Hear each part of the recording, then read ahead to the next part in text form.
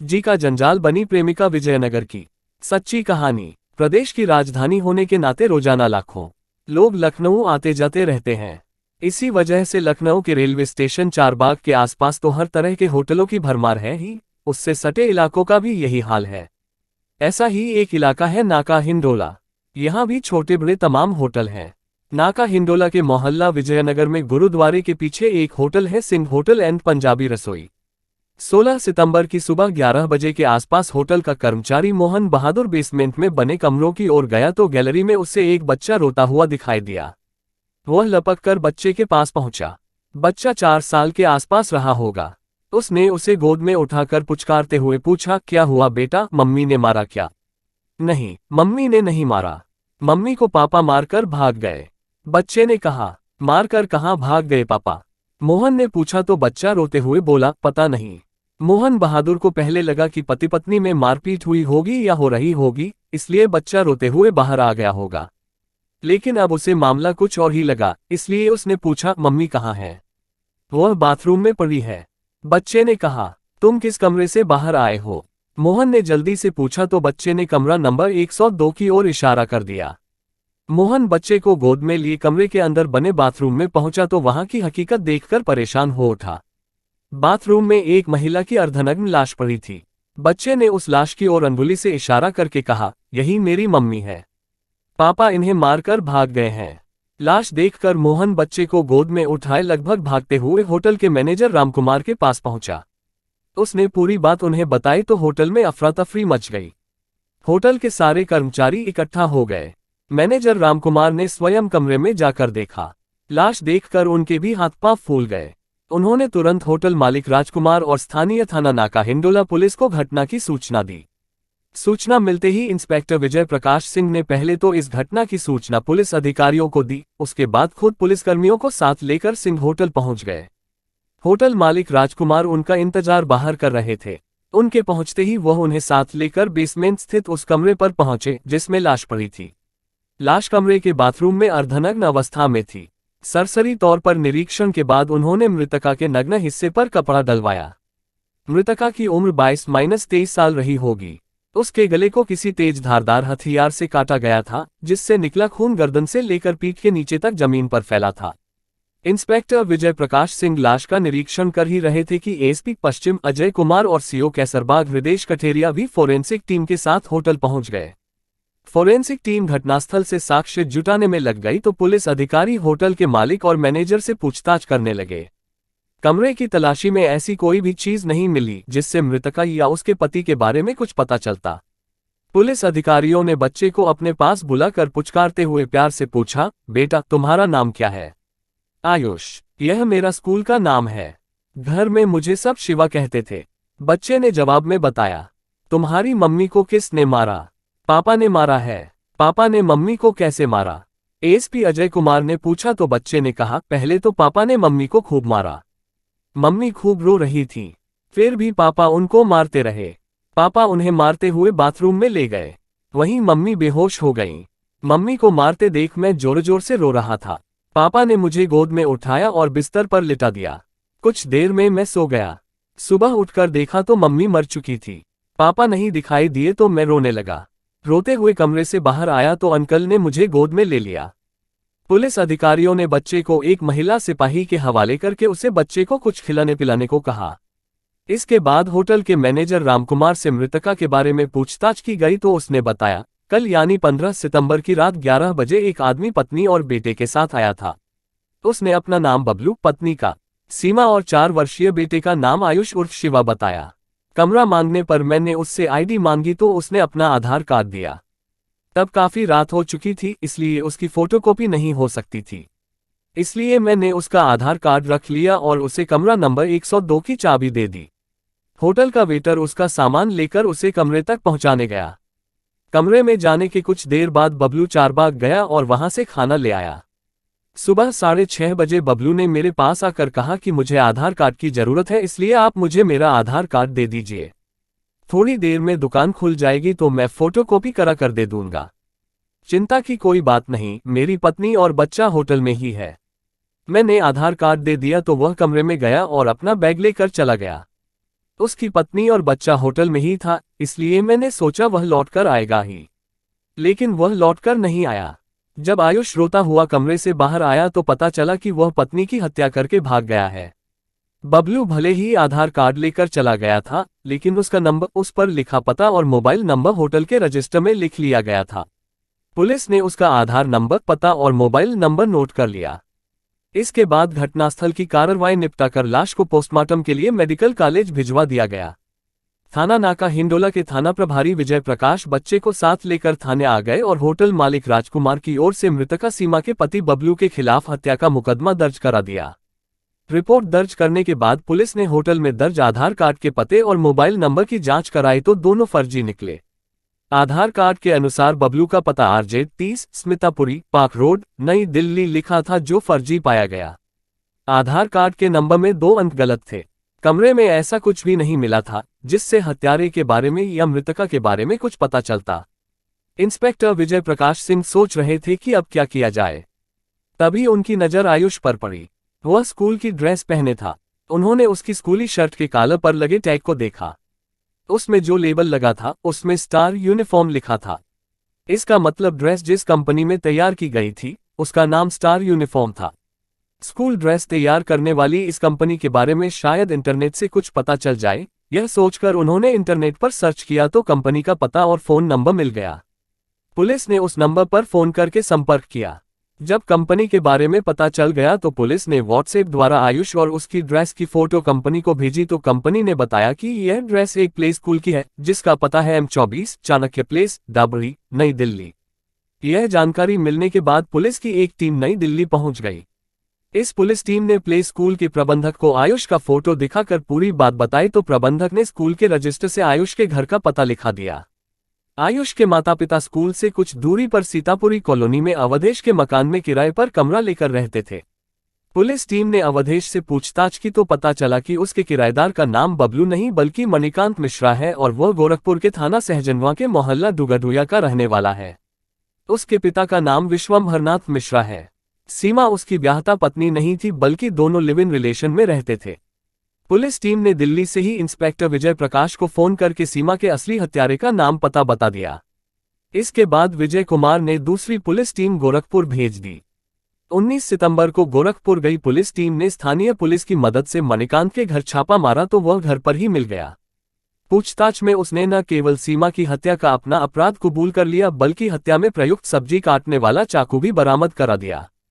Police team Manikant को गिरफ्तार करके लखनऊ ले आई। थाने में की गई पूछताछ में मणिकांत ने सीमा की हत्या की जो कहानी सुनाई वह कुछ इस प्रकार थी। उत्तर प्रदेश के जिला गोरखपुर के थाना पिपराइच के पुखरभिंडा गांव में रहता था कमल सिंह। उसके परिवार में पत्नी और एक ही बेटी थी सीमा। वह अपराधी प्रवृत्ति का था, इसलिए पत्नी और बच्चों पर खास ध्यान नहीं देता था। वैसे भी वह ज्यादातर जेल में ही रहता था, इसलिए पत्नी और बेटी अपने मन की मालिक थी। सीमा खूबसूरत भी थी और महत्वाकांक्षी भी। वह जवान हुई तो उसकी खूबसूरती लोगों की आंखों में बैठ गई। उसे जो भी देखता देखता ही रह जाता। जिसका बाप अपराधी हो उसके घर का माहौल तो वैसे भी अच्छा नहीं होता क्योंकि उसके साथ उठने बैठने वाले कोई अच्छे लोग तो होते नहीं। कमल के यहाँ भी उसी के जैसे लोग आते थे। जवान बेटी को ऐसे लोगों से दूर रखना चाहिए, लेकिन कमल को इस बात की कोई चिंता ही नहीं थी। वह सभी को घर के अंदर ही बैठाता था। बदमाश प्रवृत्ति का व्यक्ति किसी का नहीं होता, इसलिए उन सब की नजरें कमल की जवान बेटी पर जम गई थी। बगल के ही गांव भरहट का रहने वाला एक लड़का कमल के यहाँ आता रहता था। वह भी अपराधी प्रवृत्ति का था। वह कुंवारा था, इसलिए उसने कमल सिंह के सामने सीमा से शादी करने का प्रस्ताव रखा तो कमल सिंह ने सोचा कि उसे बेटी की शादी तो करनी ही है। अगर वह अपने हिसाब से शादी करेगा तो दुनिया भर का इंतजाम और दान दहेज के लिए काफी पैसे खर्च करने पड़ेंगे, और यदि वह सीमा की शादी इस लड़के से कर देता है तो उसे अपने पास से एक पैसा खर्च नहीं करना पड़ेगा। इतना ही नहीं बल्कि वह चाहे तो इस लड़के से कुछ पैसे भी ले लेगा। लड़का उसे पसंद था, इसलिए उसने कहा, सीमा की शादी तो मैं तुमसे कर दूंगा, लेकिन कुछ देने के बजाय मुझे तुमसे कुछ चाहिए। लड़का भी सीमा के लिए बेचैन था, इसलिए उसने कहा, चाचा जी, मैं सीमा के लिए अपना सब कुछ आपको दे सकता हूँ। मुझे तुम्हारा सब कुछ नहीं चाहिए। सब कुछ दे दोगे तो मेरी बेटी को खिलाओगे पिलाओगे कहाँ से? मुझे कुछ रुपए चाहिए, क्योंकि मेरे ऊपर काफी कर्ज हो गया है। वह लड़का कमल द्वारा मांगी गई रकम देने को तैयार हो गया तो उसने सीमा का विवाह उस युवक से करा दिया। सीमा पिता के घर से ससुराल पहुंच गई। वहां कुछ दिनों तक तो सब कुछ ठीक ठाक रहा, लेकिन बाद में वह लड़का बात बात पर सीमा से मारपीट करने लगा तो परेशान होकर सीमा उससे तलाक लेकर मायके चली आई। सीमा पहले से ही बिना अंकुश की थी। शादी के बाद वह और आज़ाद हो गई। उसे किसी से भी बात करने या मिलने में जरा भी हिचक नहीं होती थी। कोई रोकटोक भी नहीं थी, इसलिए वह कहीं भी किसी के भी साथ घूमने चली जाती थी। इसकी सबसे बड़ी वजह थी उसकी ज़रूरतें, इसलिए जो भी उसकी ज़रूरतें पूरी करता वह उसी की हो जाती। ऐसे में ही उसकी मुलाकात थाना पिपराइच के गांव पकैयार के रहने वाले केदार सिंह के बेटे मनोहर सिंह से हुई तो वह उससे जुड़ गई। केदार सिंह खेती किसानी करते थे। मनोहर सीमा को इस कदर चाहने लगा कि वह उससे शादी करने के बारे में सोचने लगा। मनोहर ने अपने पिता केदार सिंह से शादी के लिए कहा तो उन्होंने मना कर दिया, लेकिन मनोहर ने जिद पकड़ ली कि वह शादी करेगा तो सीमा से ही करेगा, अन्यथा कुंवारा ही रहेगा। तब मजबूर होकर केदार सिंह को झुकना पड़ा।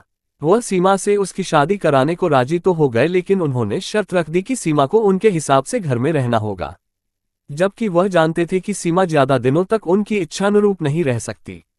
इसीलिए उन्होंने यह शर्त रखी थी। मनोहर से शादी के बाद सीमा ने एक बेटे को जन्म दिया, जिसका नाम आयुष रखा गया, लेकिन घर में उसे सब प्यार से शिवा कहते थे। केदार सिंह ने सीमा पर काफी बंदिशें लगा रखी थीं। उसे परेशान करने के लिए वह बात बात पर उसे प्रताड़ित करते रहते थे। सीमा को बंदिशें वैसे भी कभी रास नहीं आई, वह तो खुले आकाश में विचरण करने वाली युवती थी। यही वजह थी कि जल्दी ही वह उस घर के माहौल से तंग आ गई। वह उस घर से भागने की कोशिश करने लगी। आखिर एक दिन मौका मिलते ही वह बेटे को लेकर उस घर से हमेशा हमेशा के लिए भाग निकली। सीमा मायके आई तो उसका पिता कमल सिंह किसी मामले में गोरखपुर जेल में बंद था। सीमा अक्सर अपने पिता से मिलने जेल जाती रहती थी। वहीं उसकी मुलाकात मणिकांत मिश्रा से हुई। वह भी अपने पिता विश्वंभरनाथ मिश्रा से मिलने जेल आता रहता था। मणिकांत के पिता विश्वंभरनाथ मिश्रा जिला महाराजगंज में कोऑपरेटिव बैंक की 9वां शाखा में सचिव थे। 2008 में उन्हें गबन और धोखाधड़ी के मामले में गोरखपुर जेल भेज दिया गया था। मणिकांत मिश्रा मां बाप का इकलौता बेटा था। मणिकांत भी अपने पिता से मिलने जेल आता रहता था और सीमा भी। अक्सर दोनों की मुलाकात हो जाती थी। कभी दोनों ने एक दूसरे के बारे में पूछ लिया तो उसके बाद उनमें बातचीत होने लगी। बातचीत होते होते उनमें दोस्ती हुई और फिर प्यार। बाप जेल में था, मुकदमा चल रहा था, आमदनी का कोई और जरिया नहीं था, इसलिए मणिकांत दिल्ली चला गया और वहां वह कढ़ाई का काम करने लगा। रहने के लिए उसने डाबरी की सीतापुरी कॉलोनी में अवधेश के मकान में एक कमरा किराए पर ले लिया। मणिकांत दिल्ली में रहता था और सीमा गोरखपुर में, लेकिन दोनों में फोन पर बातें होती रहती थीं। सीमा ने उससे कहा कि उसे वहां अच्छा नहीं लगता। इस पर मणिकांत ने उसे दिल्ली बुला लिया। वह बेटे को लेकर दिल्ली पहुंच गई। सीमा को दिल्ली आए 2-3 दिन ही हुए थे कि एक रात उसने कहा, मणि, हम दोनों एक दूसरे को पसंद ही नहीं करते, बल्कि एक दूसरे को जी जान से चाहते भी हैं। हमें एक दूसरे से दूर रहना भी अच्छा नहीं लगता, क्यों ना हम दोनों शादी कर लें। सीमा की इस बात पर मणिकांत गंभीर हो गया। कुछ देर सोचने के बाद उसने कहा, सीमा, प्यार करना अलग बात है और शादी करना अलग बात। मैं तुमसे प्यार तो करता हूं, लेकिन शादी नहीं कर सकता। क्यों? प्यार करते हो तो शादी करने में क्या परेशानी है? तुम शादीशुदा ही नहीं, किसी दूसरे के एक बच्चे की मां भी हो। ऐसे में मैं तुमसे कैसे शादी कर सकता हूं? तो क्या तुम मुझे बेसहारा छोड़ दोगे? मैं तो बड़ी उम्मीद लेकर तुम्हारे पास आई थी कि तुम मुझसे प्यार करते हो, इसलिए मुझे अपना लोगे। सीमा, मैं तुम्हें बेसहारा भी नहीं छोड़ सकता और शादी भी नहीं कर सकता। अगर तुम चाहो तो एक रास्ता है। क्या? लिव इन रिलेशनशिप, यानी हम दोनों बिना शादी के एक साथ पति पत्नी की तरह रह सकते हैं। सीमा मरती क्या न करती, वह राजी हो गई। इसके बाद दोनों बिना शादी के ही पति पत्नी की तरह साथ रहने लगे। मणिकांत ने पास के ही चाणक्य प्लेस स्थित एक प्ले स्कूल में आयुष का एडमिशन करा दिया। सीमा की भी उसने एक कॉल सेंटर में नौकरी लगवा दी। वहां सीमा को 5,000 रुपये प्रतिमाह वेतन मिलता था। सीमा जल्दी ही अपने रंग दिखाने लगी। वह घूमने, फिल्में देखने और महंगा खाना खाने पर जरूरत से ज्यादा पैसे खर्च करने लगी। उसका पूरा वेतन इसी में खर्च हो जाता। पैसे खत्म हो जाते तो वह परेशान हो उठती। तब वह आस पड़ोस से उधार लेने लगी। उन पैसों को भी वह अपने शौक पूरा करने में उड़ा देती। उधार देने वालों के पैसे सीमा वापस न करती तो वे मणिकांत से पैसे मांगते। सीमा की इन हरकतों से मणिकांत परेशान रहने लगा। उसने सीमा को कई बार समझाया, लेकिन उस पर कोई असर नहीं हुआ। धीरे धीरे उसे सीमा के चरित्र पर भी शक होने लगा, क्योंकि सीमा हर किसी से इस तरह खुलकर बात करती थी जैसे वह उसका बहुत खास हो। इसके अलावा उसे लोगों से पैसा भी बड़े आराम से उधार मिल जाता था। इससे मणिकांत को लगने लगा कि सीमा ने ऐसे लोगों से संबंध बना रखे हैं। इन्हीं बातों को लेकर दोनों के बीच आए दिन झगड़ा होने लगा। हद तब हो गई जब सीमा मणिकांत पर दबाव बनाने लगी कि वह गोरखपुर की अपनी सारी संपत्ति बेचकर दिल्ली में एक अच्छा सा मकान लेकर यहीं रहे। मणिकांत सीमा की हरकतों से वैसे भी परेशान था। जब वह उस पर संपत्ति बेचने के लिए ज्यादा दबाव बनाने लगी तो वह सीमा से छुटकारा पाने के बारे में सोचने लगा।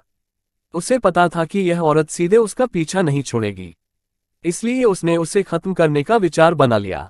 पूरी योजना बनाकर उसने सीमा से गोरखपुर के अपने गांव चलने को कहा तो वह खुशी खुशी चलने को तैयार हो गई। 15 सितंबर की दोपहर मणिकांत ने सीमा और आयुष को साथ लेकर लखनऊ जाने के लिए गोमती एक्सप्रेस पकड़ी।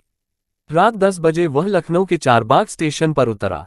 उसने सीमा से कहा कि इस समय गोरखपुर जाने के लिए कोई बस या ट्रेन नहीं मिलेगी, इसलिए आज रात यहीं किसी होटल में रुक जाते हैं। सीमा क्या कहती, वह होटल में रुकने को तैयार हो गई। रिक्शे पर बैठकर उसने रिक्शे वाले से किसी छोटे और सस्ते होटल में चलने को कहा। रिक्शे वाला तीनों को नाका हिंडोला थाने के विजयनगर स्थित सिंह होटल एंड पंजाबी रसोई ले गया। वहां मणिकांत ने होटल के रिसेप्शन पर बैठे मैनेजर रामकुमार से एक कमरे की डिमांड की तो उसने उससे आईडी मांगी। मणिकांत ने सुबह को आईडी की फोटोकॉपी देने को कहा। तब उसने उसका आधार कार्ड लेकर उसका नंबर, मोबाइल नंबर और पता दर्ज कर लिया। कमरे का किराया 350 रुपये लेकर उसने कमरा नंबर 102 की चाबी मणिकांत को दे दी।